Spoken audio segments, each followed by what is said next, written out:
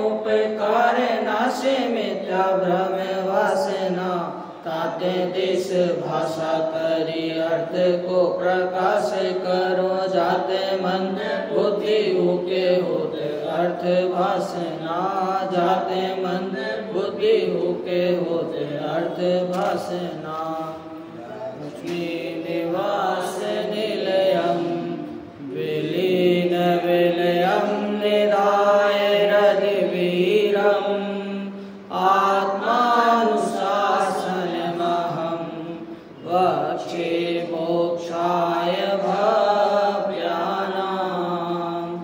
जो लक्ष्मी के निलय रूप उन अविनाशी प्रभु को उद्धार, ग्रंथ रचो आत्मानुशासन भव्य जनों को है शिव का।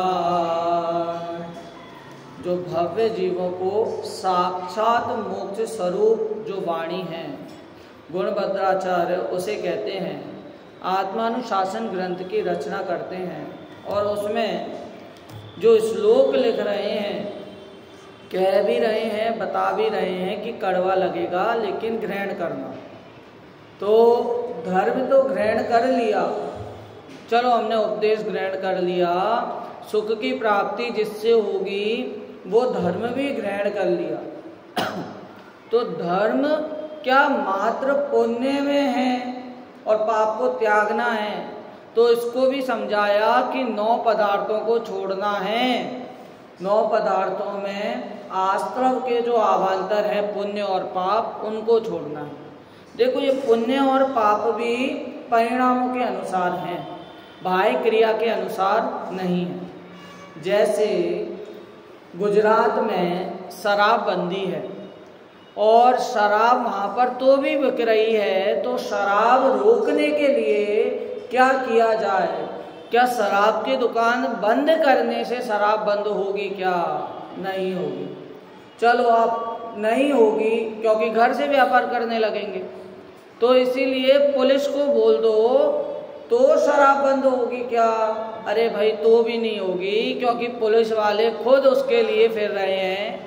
पुलिस वालों को खुद भ्रष्टाचारी सूझ रही है, तो भ्रष्टाचारी पुलिस जो होगा वो शराब खरीदने जाएगा तो भी शराब बंद नहीं होगी।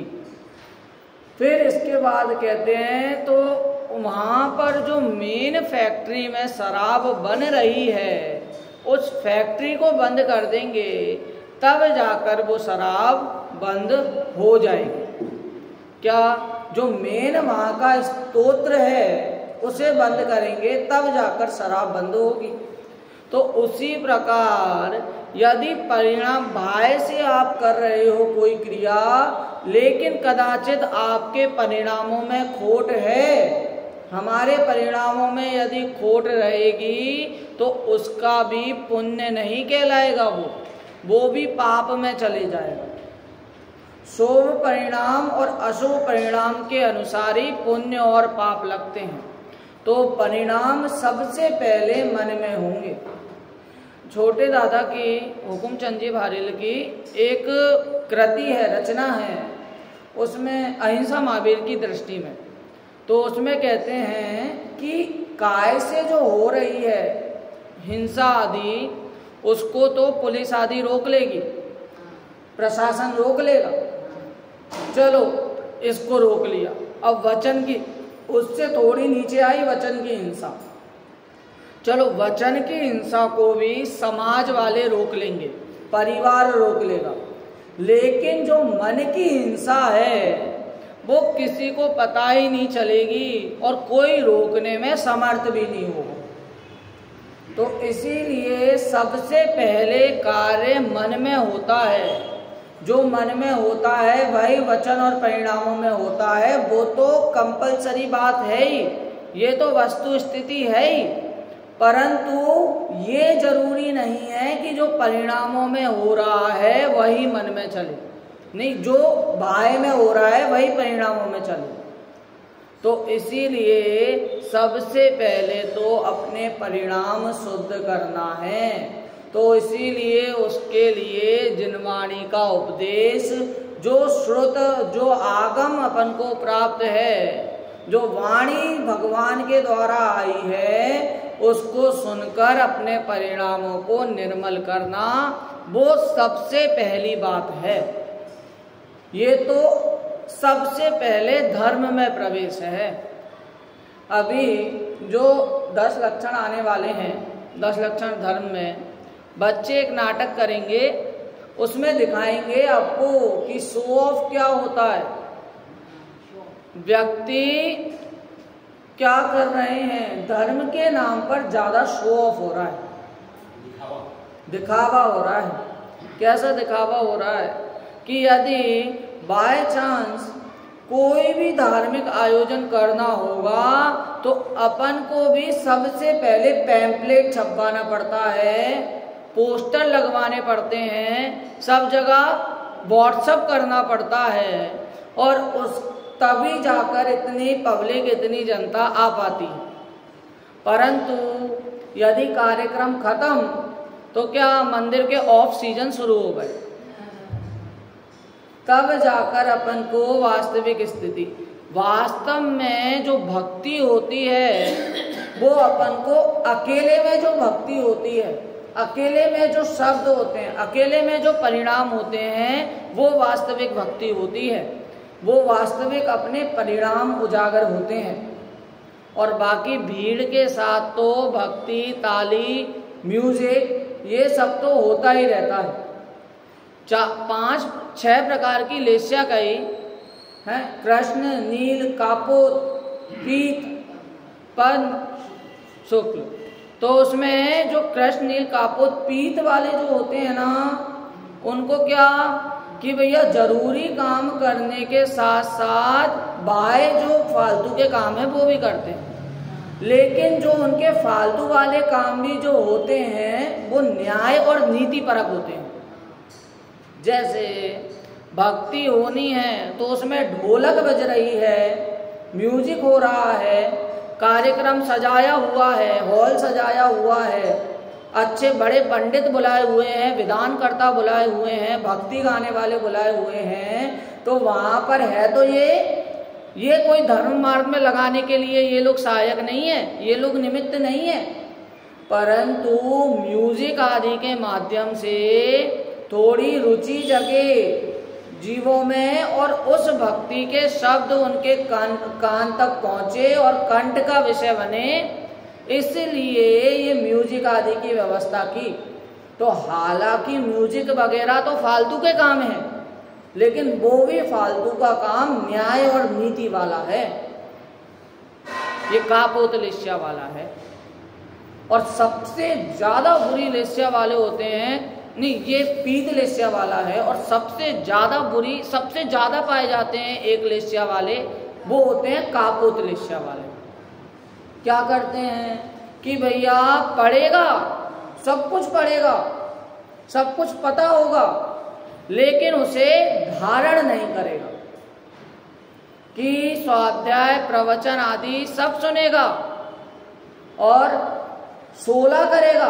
अरे ये 16 सपोला तो बहुत ज्यादा चल गया, सब कुछ करेगा लेकिन उसको धारण नहीं करेगा। ये कापोत लेस्या वाले बहुत ज्यादा है। और पंडित जी सुमत प्रकाश जी तो कहते हैं कृष्ण और नील तो भी सही है, ना खुद करे ना दूसरे को करने दे, ना धर्म खुद करे ना दूसरे व्यक्ति को करने दे, वो कृष्ण। जो धर्म खुद ना करे लेकिन दूसरे को करने दे, वो नील। लेकिन कापोत लेस्या वाला तो एक तरह से देखें तो जो मायाचारी की प्रवृत्ति है कि भैया पढ़े पढ़े पढ़े, देखने में तो लग रहा है बहुत ज्यादा अध्ययनशील है, बहुत ज्यादा अच्छा बच्चा है, बहुत ज्यादा तैयारी कर रहा है, लेकिन पेपर आए और पेपर का रिजल्ट आए, पेपर में क्या लिख के आया, नील बटा सन्नाटा। तो वहां पर तो दिखाने के लिए, दिखावे के लिए ये बच्चा नहीं पढ़ रहा, ये बच्चा पढ़ रहा है, ये बच्चा सारी शिकायतें लेके आएगा, सारी क्वेरी लेके आएगा, अपन को लगेगा पढ़ रहा है, लेकिन वास्तव में वो कुछ धारण नहीं कर रहा, मात्र दिखावा कर रहा है। उसी प्रकार यहाँ पर धर्म में कह रहे हैं, व्रत कर रहा है, उपवास कर रहा है, लेकिन इसे पता है, इसे खुद को पता है कि ये कुछ नहीं कर रहा, ये दिखावा कर रहा है। गुरुदेव श्री इतना कहते हैं प्रवचन में, हर एक प्रवचन में एक पंक्ति तो ऐसी होगी गुरुदेव श्री की कि भैया इन सब में कुछ नहीं रखा, मात्र अपने अखंड आनंद ज्ञायक स्वभाव पर दृष्टि दे। इसका मतलब क्या कि पूजा भक्ति का निषेध नहीं कर रहे वहां। पूजा भक्ति तो आंगन है, आंगन के समान है, व्रत पूजा भक्ति उपवास। बाकी वास्तविक घर तो अपना शुद्ध भाव ही है, उसी में निवास करना, ऐसा कह रहे हैं। उस आंगन में जाएगा और जाना चाहिए, 6वें गुण स्थान तक जाता है, परंतु उस आंगन का निषेध नहीं कर रहे, उस आंख को फोड़ने के लिए नहीं कह रहे जिस आंख से आप देख नहीं रहे। तो इसीलिए वहां पर तो शुभ भाव आदि को गौण रूप का, जिसकी चर्चा भी ना हो वो गौण है, लेकिन खत्म नहीं है, अस्तित्व ही ना हो ऐसी बात नहीं है। यहाँ पर सम्यक दर्शन की अपनी चर्चा आई, तो सम्यक दर्शन की विषय में अपनी चर्चा हो रही थी, उसमें भी कहा कि सम्यक दर्शन है वो अष्ट अंग सहित है, 6 आयतनों सहित है। तो 6 आयतन मतलब क्या हुआ कि 6 आयतन में मंदिर आदि भी आता है, वंदन आदि भी कर रहा है, तो वो सम्यक दर्शन का पात्र है, सम्यक दृष्टि है। ऐसा नहीं कि पूजा वंदन आदि का निषेध कहा है तो निषेध ही कर दिया, निषेध किसी अपेक्षा का है। तो उन अपेक्षा से जो भली भांति परिचित है, भली भांति जानता है, वो वास्तविक सम्यक दृष्टि है, सम्यक दर्शन का धारक है, ये जानना चाहिए। एक बार सम्यक दर्शन संबंधित जो श्लोक था उसका पाठ यहाँ से करेंगे, पेज नंबर 10, श्लोक नंबर 10। श्रद्धानं द्विविधं दशविधं मौढ्याद्यपोढं सदा संवेगादिविवर्जितं भवहरं प्रज्ञानशोधिप्रदं निश्चिन्वन् नवसप्ततत्त्वमचल प्रासादमारोहतां सोपानं प्रथमं विनेयविदुषा माध्येयमाराधना। द्वैविध त्रयविध दशविध है मूलता दोष विरहित श्रद्धान विवर्जित भवहर शुद्ध करे जो तीनों ज्ञान। नववा सप्त तत्व निश्चायक आराधना प्रथम यह जान अचल मोक्ष पथगामी धीमत शिष्यों को पहला सोपान। अरे भाई, अरे ज्ञानी, अरे विद्वान, अरे शिष्य, एक बात अवश्य समझो कि ये पहली सीढ़ी है। यदि पहली सीढ़ी में ही गड़बड़ होगी तो आगे नहीं जा पाओगे। इसीलिए निश्चित रूप से सम्यक्त्व का धारक इस जीव को बनना है, इस जीव को होना चाहिए, कंपलसरी है। कोई भी इसमें कोई और सा रास्ता नहीं है। यहाँ पर यदि ये प्रश्न उठे कि आप सम्यक दर्शन कह रहे हो, श्रद्धा कह रहे हो, विश्वास कह रहे हो, लेकिन विश्वास जानने में आता है, सबसे पहले जानना पड़ता है। तो उसी प्रकार मोक्ष मार्ग प्रकाशक में पंडित टोडरमल जी स्पष्ट करते हैं कि ज्ञान होने के बाद ही श्रद्धान होता है, और यदि सच्चा ज्ञान होता है तभी वो उसमें सम्यक्तता ला सकता है, सम्यक विश्वास कर सकता है। तो इसीलिए सम्यक दर्शन का धारक पहले जानना पड़ेगा, फिर श्रद्धान करना पड़ेगा। फिर वो सम्यक श्रद्धान होने के बाद ही वो ज्ञान सम्यक्तता को प्राप्त करेगा। वो जो चारित्र है फिर सम्यक्तता को प्राप्त करेगा। तो इसीलिए सम्यक्त का होना बहुत जरूरी है। जैसे ऐसा होता है कि यदि अपन कहीं पर जाएं कोई सामान लेने और भाव-ताव करने में थोड़ा बड़ा मजा आता है कि इतने की चीज है तो और नीचे लाना और नीचे लाना। अब अपन ने बोला कि 250 की चीज को अपन ने बोला 100 रुपये, और वो व्यक्ति दुकान वाला उसने कुछ भी नहीं किया और वो मान गया, ठीक है ले जाओ। तो वहां पर जो 150 रुपये बच गए उसकी खुशी से ज्यादा ये दुख होता है कि मुझे और कम बोलना चाहिए था। इतनी जल्दी मान गया, मतलब कुछ तो ऐसे मिल रहा है, ज्यादा मिल रहा है। कोई दुकान पे ऐसा कहेंगे कि भाई साहब मुझे तो 50 की पड़ी है, मैं आपको 50 की ही दे रहा हूं। अरे भाई तो तुम धंधा क्यों कर रहे हो? तो इसका मतलब क्या कि वहां पर यदि आसानी से अपन को चीज प्राप्त हो रही है तो वहां पर अपन को डाउट होता है। तो यहाँ पर भी यदि आचार्य देव कह रहे हैं कि सम्यक्तता की प्राप्ति दुर्लभ नहीं है, सुलभ है, एक बार तू मन तो बना। अरे सुलभ नहीं है, हम लोग इतने संसार अनादि से भटक रहे हैं, आप कह रहे हो सुलभ है, हम मानने को तैयार ही नहीं है। अरे ये पंचम काल में मोक्ष नहीं होता, मोक्ष नहीं होता, मोक्ष नहीं होता, ये सुन के अब मोक्ष होता ही नहीं तो क्या करें? कुछ ही ना करें। नहीं, अरे भाई यदि योग्यता होती है तो पंचम काल में भी देव आ सकते हैं। योग्यता हो तो पंचम काल में भी क्या कुछ नहीं हो सकता। तो इसीलिए योग्यता पकड़नी है, अपने आराधना सुधारनी है, अपने परिणाम सुधारने हैं, ये समझना है। यदि किसी लड़की की शादी हो गई अच्छे बड़े सेठ से, चक्रवर्ती से हो गई, मैं तो कह रहा, अभी शादी नहीं हुई, अभी मात्र रिश्ता हुआ है, और वहां पर ये खबर आ जाए कि 10 करोड़ का घाटा हो गया, बहुत बड़ा घाटा हुआ, तो उस लड़की को बहुत दुख होता है। अरे भाई अभी तो शादी भी नहीं हुई अभी, लेकिन विश्वास तो हो गया, श्रद्धा तो हो गई, निर्विकल्पता तो हो गई कि भैया शादी इसी से, यही मेरा पति होगा। लेकिन उसी के घर पे 10 लाख रुपए का फायदा हुआ, उसको फायदे की इतनी खुशी नहीं होगी जितना दुख 10 करोड़ के घाटे का होगा, जबकि वो अभी वहां पर है भी नहीं और उसके घर वालों ने उसे पाला है, बचपन से रखा है, तो भी उसे इतनी खुशी नहीं होगी। क्यों? क्योंकि उसे श्रद्धान हो गया।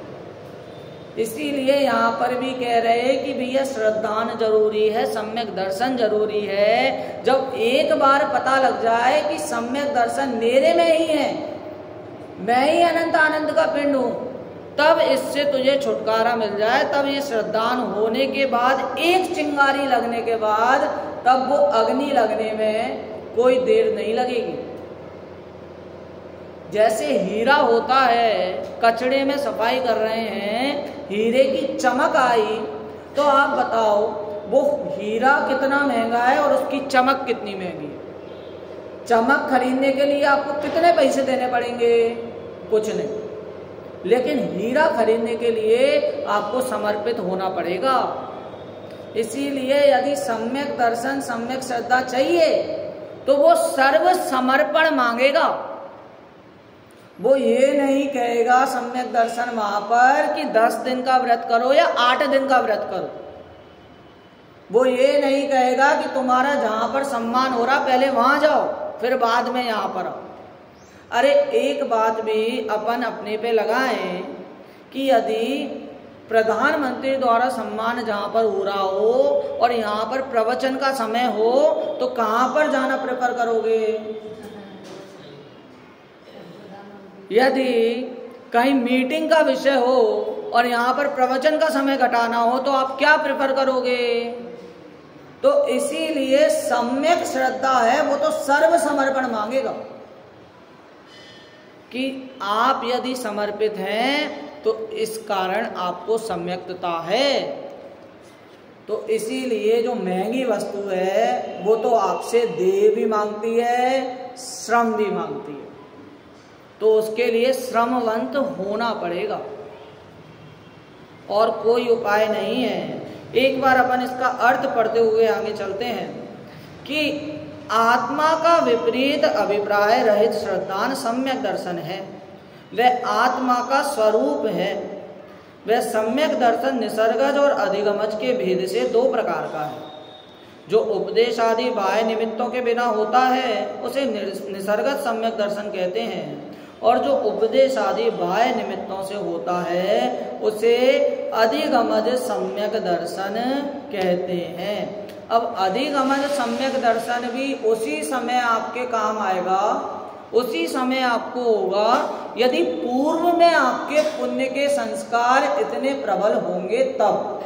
अरे चक्रवर्ती का पद भी होता है तो वो पूर्व संस्कार, पूर्व पुण्योदय के कारण होता है।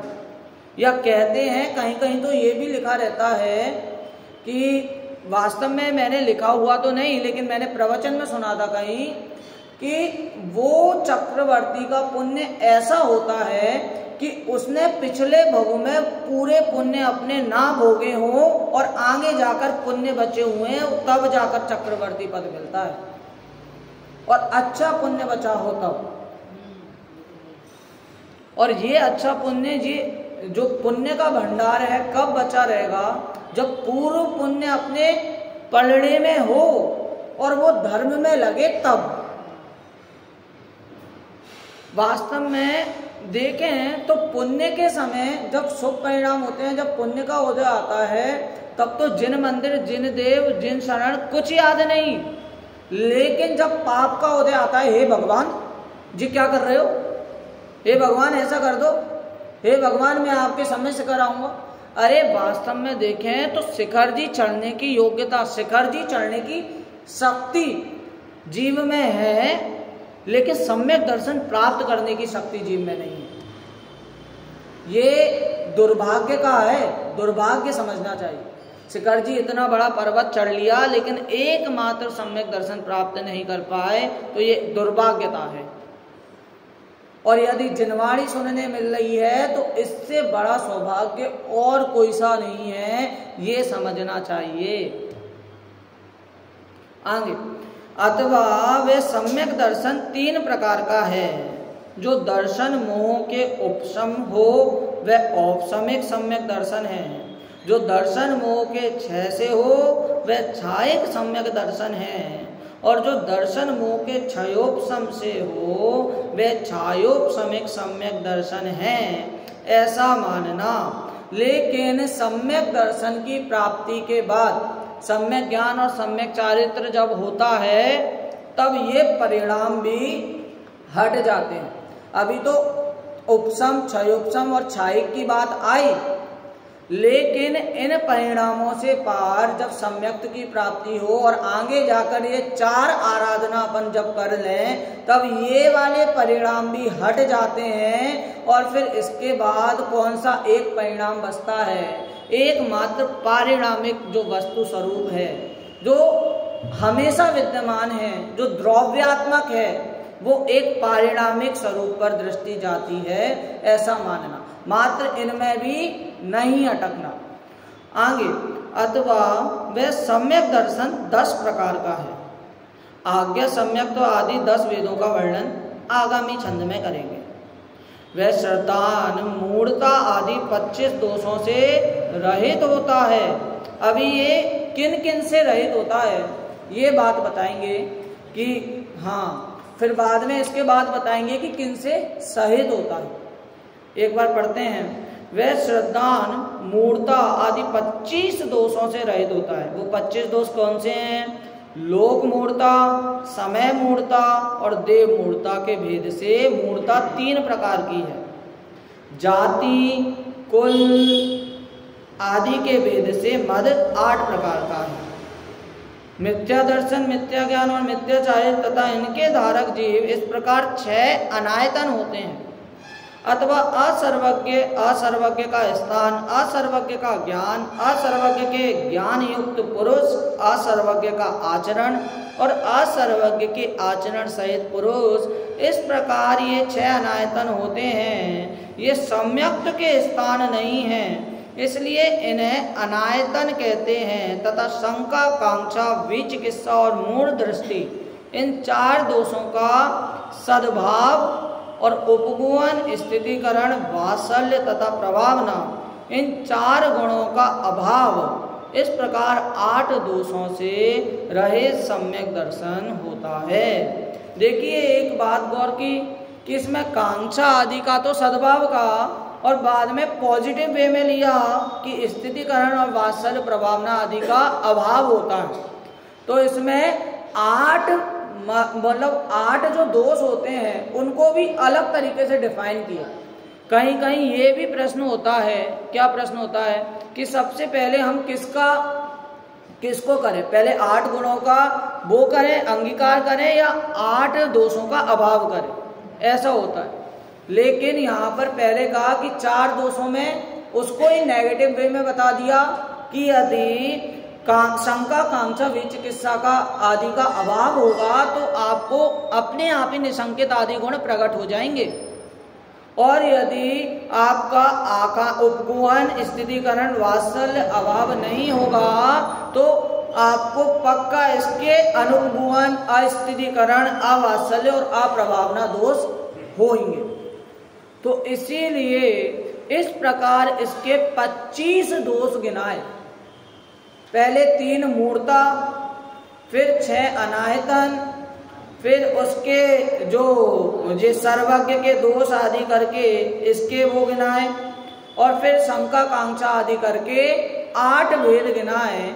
इस प्रकार इसके 25 दोषों से रहित सम्यक्तता की प्राप्ति होती है। और फिर इसके बाद किसके सहित होता है?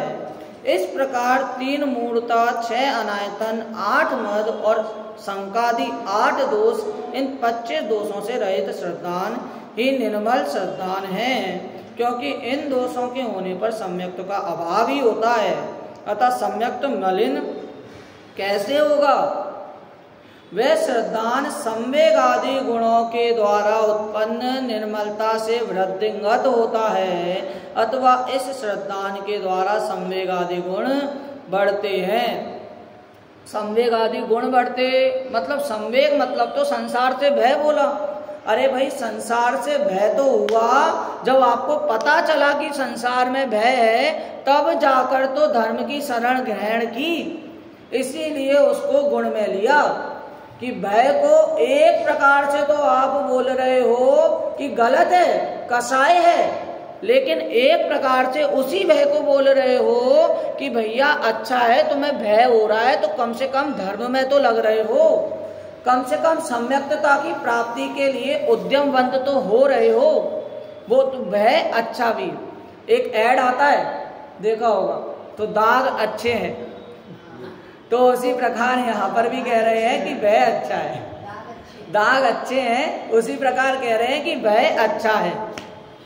यदि प्रवचन सुनना है, प्रवचन गुरुदेव श्री के चल रहे हैं, तो उसमें मात्र सुनने से काम नहीं चलेगा, उसको अंगीकार करना पड़ेगा। जो सुन रहा है, जो नया व्यक्ति प्रवेश कर रहा है, यदि उसे अच्छा लगा, अच्छा लगना अलग बात है और उसमें प्रीति भाव आना अलग बात है। तो उसे अच्छा लगा और उसे कुछ नहीं पता क्या है, कैसा है धर्म, अब वो आपसे आके यही बोलेगा कि प्रवचन सुनने थे, वो चला दो। कौन से प्रवचन? वो आहा हा जिसमें होता है, आहा हा सद, जिसमें आत्मा की बात आती है, जिसमें वाह की बात आती है, जिसमें आनंद की बात आती है, वो ये बोलेगा। ऐसे कुछ शब्दों को ग्रहण करेगा, लेकिन उन शब्दों को लक्ष्य कर और अपने में अंगीकार करे, वास्तव में वही प्रवचन सुनना है। और सब बोलते हैं अपनी जो सबसे ज्यादा सलाहकार, सबसे अच्छा सलाहकार अपन स्वयं अपने लिए होते हैं। भीड़ में घिरे हुए हो तो भी अपन अपने अपने में अकेले रहते हैं। और आजकल तो देखने को भी मिल जाता है, किसके माध्यम से? मोबाइल के माध्यम से। अरे भाई, इतने लोग बैठे हैं, इतनी भीड़ है, तो भी तुम्हें क्या मोबाइल, ऐसा लगता कि मोबाइल का कोई नोटिफिकेशन ना आए और मोबाइल चेक ना हो तो हार्ट अटैक या सांस या बीपी हो रहा है। मोबाइल हर 5 मिनट में ऐसे करके चेक करना। सुमत प्रकाश जी तो ये कहते हैं, हालांकि अब कार्य बहुत हैं, संसार में भी बहुत उलझे हुए हैं, तो इसीलिए मोबाइल लाना हो रहा है, परंतु वो तो कहते हैं कि जैसे समव शरण में जाते हैं तो वहाँ पर कोई जीव एक दूसरे से कुछ मतलब नहीं, बातें भी नहीं करता, तो मोबाइल तो दूर की बात। तो इसीलिए जे अपना मंदिर है, ज्ञानायतन है, ये समव शरण के समान है। यदि निश्चय बोल रहे हैं तो निश्चय का प्रयोग भी मंदिर में हो। उस शब्द का अर्थ ही है सभी सांसारिक कार्यों का निषेध। यहाँ पर धंधे व्यापार या किटी पार्टी की बात नहीं करनी, यहाँ पर तो अपने में रहना है। एक दिन चर्चा भी आई कि मंदिर में कितनी देर रहते हैं उससे कुछ फर्क नहीं पड़ता, लेकिन मंदिर में जब तक रहते हैं उस समय परिणाम कैसे होते हैं उनसे फर्क पड़ता है। आप भक्तामर स्तोत्र का पाठ करते हैं उससे फर्क कुछ नहीं पड़ता। भक्तामर स्तोत्र का पाठ किस परिणामों से कर रहे हैं उनसे फर्क पड़ता है। तो इसीलिए परिणामों की बहुत मुख्यता है। इसीलिए कहते हैं कि जैन धर्म भाव प्रधानी है। क्योंकि हमें बाहर के आडंबर नहीं, अंतरंग परिणति शुद्ध करनी है। जहाँ पर अपन देखते हैं अमूढ़ दृष्टि, उपगोहन, वात्सल्य, प्रभावना, ऐसे अंगों को देखते हैं। अरे भाई, उल्टी कोई मुनिराज हाथ पे कर दे तो ग्लानि ना हो, कोढ़ हो मुनिराज को, बदबू आ रही हो और वहां पर बिल्कुल उनके समक्ष बैठकर प्रवचन सुन रहे हो, ग्लानि और घृणा का भाव ना आए। और ऐसे भाव कब नहीं आएंगे? जब धर्म प्रीति होगी। तो इसीलिए प्रीति से सुनना का, ये नहीं सुनना मात्र नहीं का, तत्प्रति प्रीति चित्तेन। यहाँ पर भी जिनवाणी का ये मैंने अभी अपन पढ़ते हैं तो मुझे थोड़ा थोड़ा याद हुआ, तत्वों का सम्यक निर्णय हो, ऐसा कुछ लिखा है इसमें। उर्मे जगे भेद विज्ञान, आगे सम्यक दर्शन की बात है, मुझमें प्राप्त हो सम्यक। हाँ, तो भाई इसमें भी यही बात है कि स्व और पर का भेद विज्ञान पहले हो। पहले तो ये बात निश्चय करो, कौन सी? आत्मा हूँ, आत्मा हूँ, आत्मा मैं सदा ज्ञायक स्वभावी आत्मा, आत्मा हूँ, आत्मा हूँ, आत्मा। तो ये सम्यक आदि गुण इसको प्रकट करने की कह रहे हैं। भय इसके लिए वो कह रहे हैं कि भाई तुम्हें सच्चा ज्ञान हो। यदि पढ़ रहे हैं, सुन रहे हैं तो सच्चा ज्ञान प्राप्त हो, भय के कारण भले प्राप्त हो। जब विद्यार्थी पढ़ता है तो उसके पढ़ने के 3 वजह हो सकती है। या तो भय हो सकता है, या तो रुचि हो सकती है, और या तो लोभ हो सकता है। तो इसीलिए यदि लोभ और रुचि से वो नहीं पढ़ रहा तो भैया कम से कम भय से तो पढ़े, कुछ तो मतलब आगे तो बढ़े। तो इसीलिए यदि प्रीति नहीं हो रही, चिंता नहीं करो। यदि तुम्हें कुछ नहीं मिल रहा मंदिर में, लोभ के कारण, व्यापार के कारण, धंधे के कारण कुछ नहीं हो पा रहा है, चिंता नहीं करो, लेकिन कम से कम भय खाओ कि भैया इतना सब करने के बाद भी हम दुखी हैं, संसार चक्र में फंसे हुए हैं, तो उस भय के कारण ही क्यों ना सही तुम धर्म में लगो। टोडरमल जी भी उनके उपदेश में लिखा, उनके मोक्षमार्ग प्रकाशक में लिखा कि भाई जैसे बने वैसे धर्म में लगो, परंतु आलस्य ग्रहण ना करो। यदि बाल बोध भी सुन रहे हैं तो प्रीति पूर्वक सुने। क्यों? वो तो बच्चों का है, हम तो बड़े हो गए। नहीं भाई, उसमें बात तो वही है। उसको भी ग्रंथ कहते हैं। जब बच्चों को पढ़ाते हैं, विद्यार्थियों को, तो बाल बोध को भी ग्रंथ कहते हैं। ग्रंथ जरूरी नहीं है कि मोटे हों, जरूरी नहीं है उनमें 200-300 पेज हों। जिसमें 5 पेज का भी जो होगा और धर्म की बात होगी तो वो ग्रंथ है। शरीर के हिसाब से यदि ज्ञान कर रहे हैं कि मैं इतनी उम्र हो गई तो समय सारी पढ़ना जरूरी है, इतनी उम्र हो गई तो पंचास्ती काय उठाना ही जरूरी है, इस बात का कहीं भी उल्लेख नहीं है। सब शरीर के उससे, पुद्गल के उससे हो रहा है। यदि एक और बात है कि वैराग्य, यदि वैराग्य का कारण आप बताइए, आदिनाथ भगवान की ऋषभदेव मुनिराज, ऋषभदेव, राजा ऋषभदेव, उनकी कितनी आयु थी? 84 लाख वर्ष पूर्व। और पूर्व की भी संख्या गिनाते हैं कि कुछ ऐसी गिनाते हैं कि 70 लाख 84 करोड़, कुछ ऐसी 70 लाख 70 करोड़ 56 लाख एक पूर्व। और ऐसा 84 लाख बार गिनो, 70 करोड़ 56 लाख, 70 करोड़ 56 लाख, 70 करोड़ 56 लाख एक पूर्व होता। और ऐसी इतनी आयु होने के बाद क्या उन्होंने कभी किसी की मृत्यु नहीं देखी होगी?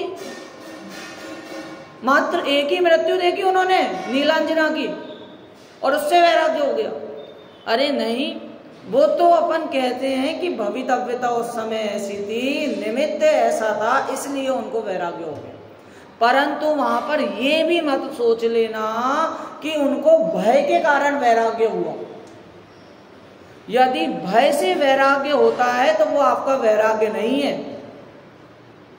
यदि अंतरंग स्वरूप में जाकर अपनी दृष्टि जा रही है, अपने पे शुद्ध उपयोग पर दृष्टि है और तब वैराग्य हो रहा है, वो वास्तविक वैराग्य है। तो भय से वैराग्य नहीं होता, ये भी नहीं मानना। लेकिन भय से धर्म प्रवृत्ति की ओर अग्रसर जरूर हो सकते हैं, ऐसा संवेग आदि से लेना। निंदा गर्हा, फिर से इसको पढ़ रहे हैं, ये वाले पैराग्राफ। वह श्रद्धान संवेग आदि गुणों के द्वारा उत्पन्न निर्मलता से वृद्धिंगत होता है, अथवा इस श्रद्धान के द्वारा संवेग आदि गुण बढ़ते हैं। संसार से भयभीत होना अथवा धर्म और धर्म के फल को देखकर हर्षित होना संवेग है। आदि शब्द से निंदा गर्हा आदि जानना चाहिए।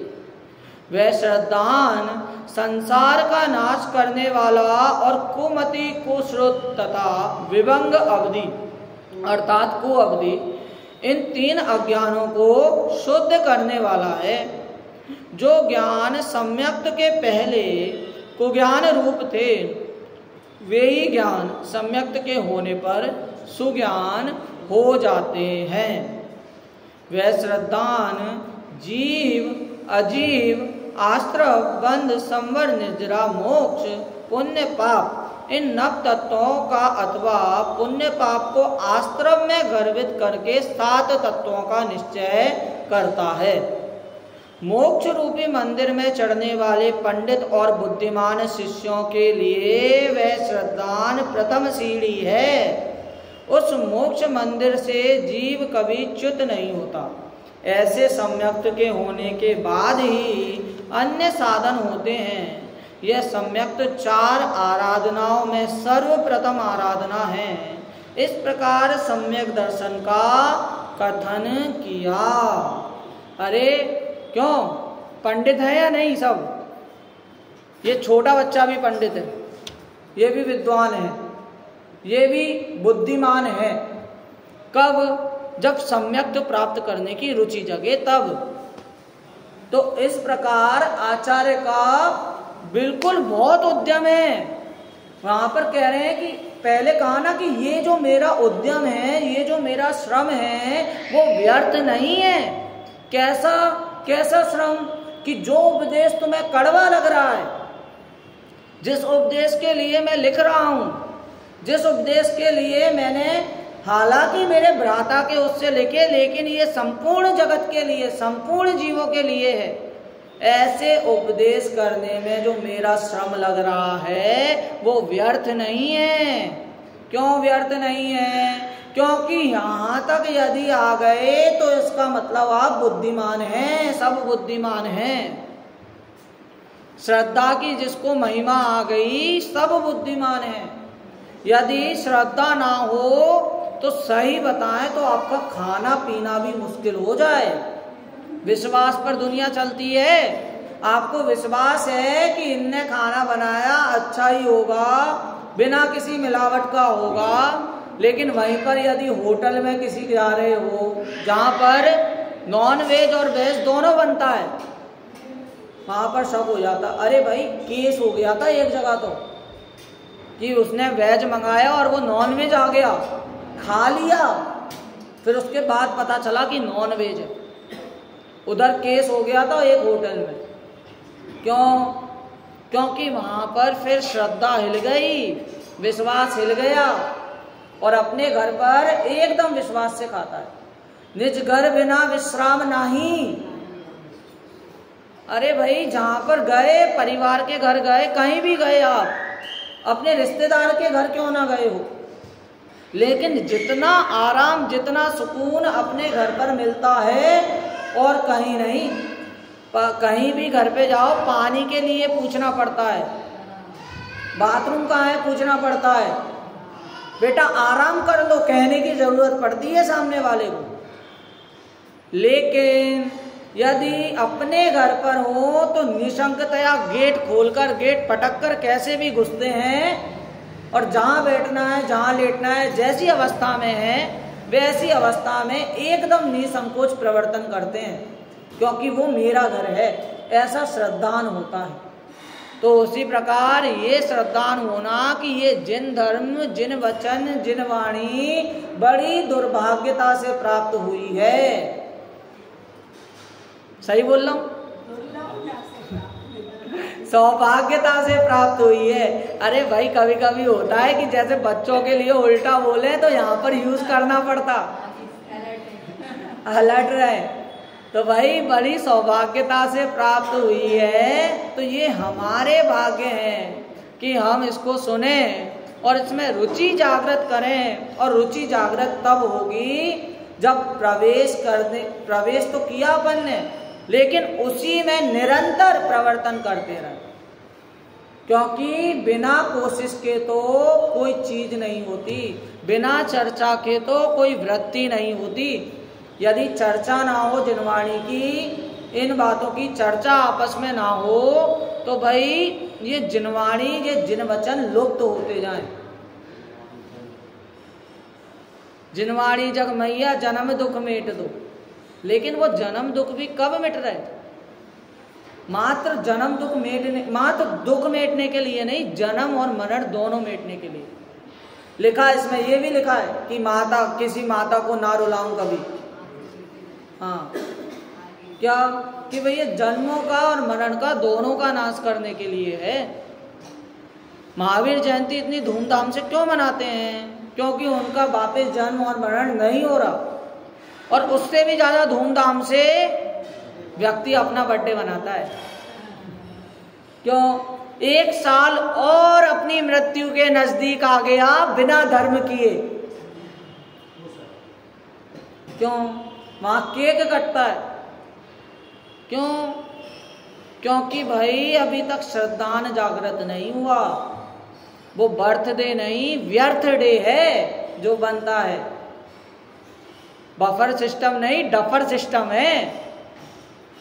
तो इसीलिए एकमात्र अपनी आराधना के लिए 4 आराधनाओं को जानना बहुत जरूरी है, जिनमें से पहली आराधना सम्यक्तता की चर्चा अपने समक्ष हुई, और सम्यक श्रद्धान में सभी लोग अग्रसर हों, सभी इस मार्ग को बढ़ें और प्रथम सीढ़ी मोक्ष की चढ़ें, साथ में शिव रमणी को वर्ण करें। इस मंगल भावना से आज की वाणी को विराम दो।